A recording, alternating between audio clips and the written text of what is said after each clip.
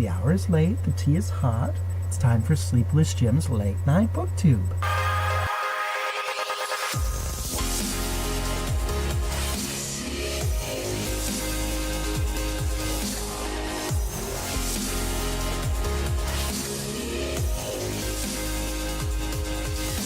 You are awake. Hello friends, family, fellow book lovers, and creatures of the night. Today I'm recording, it is February 27th, and that is actually the anniversary of John Steinbeck, who was born February 27th of 1902. So it's a good time to do a review of one of the books I was reading this month, which is Steinbeck's Ghost by Buzbee. This is a picture, some pictures of the town of Salinas, California, and a picture of John Steinbeck.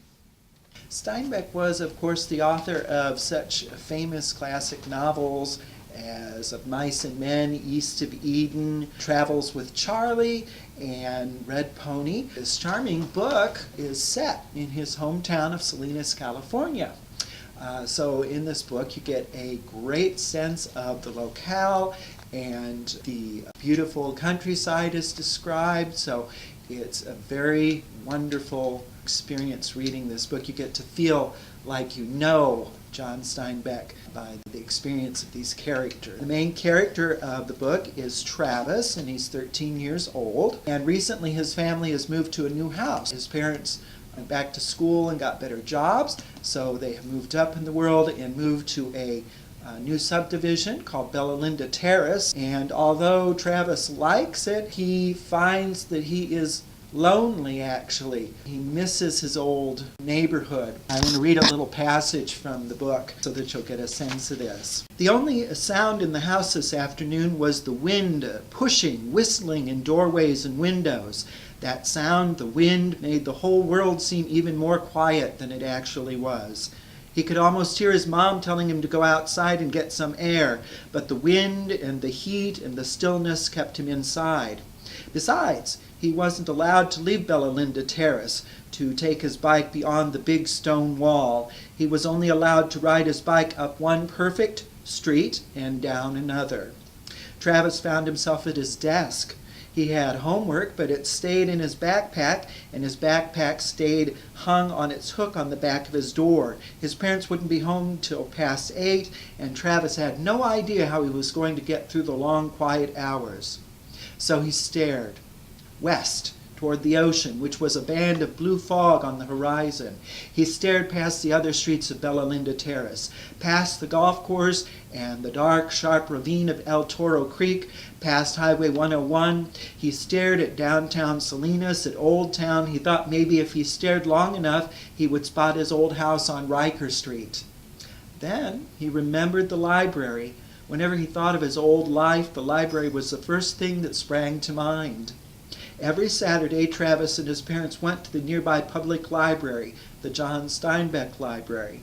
This was their weekend ritual. They'd spent the whole day there and always go home with stacks of books.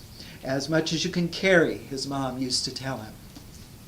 So missing the library and feeling a sense of loneliness and everything, and although he's not supposed to leave the neighborhood, he hops on his bike and he heads off to the library. I don't know what age of life you started enjoying books, but I started as a young kid, so this I share in common with Travis, a great love of going to the library and having a wonderful time there. So this brings back a lot of good childhood memories for me.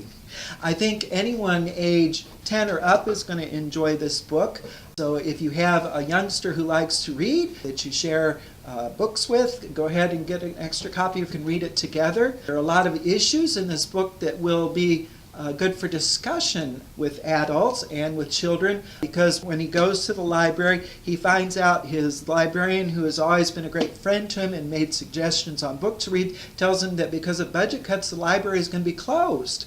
So what are they going to do? So she invites him to join a committee that she's forming to save the John Steinbeck Library. So he gets involved in this. And his parents, of course, find out that he is going to the library. They're not too happy about it. And it brings up a discussion that he has with them, a very emotional discussion about, well, you're never home anymore. You leave me alone, so I have nothing to do. There are issues that I think everyone will be interested in working, family life. When he starts going to the library and running around the town of Salinas, he starts seeing characters from the John Steinbeck novels appear. Very mysterious circumstances. So there's a great mystery to be solved, a lot of people to meet. I found this book to be really fun to read, a very quick read. It took me maybe 3 days at most. So I'm going to rate it 5 stars for nostalgia, for book lovers, for people who are interested in John Steinbeck.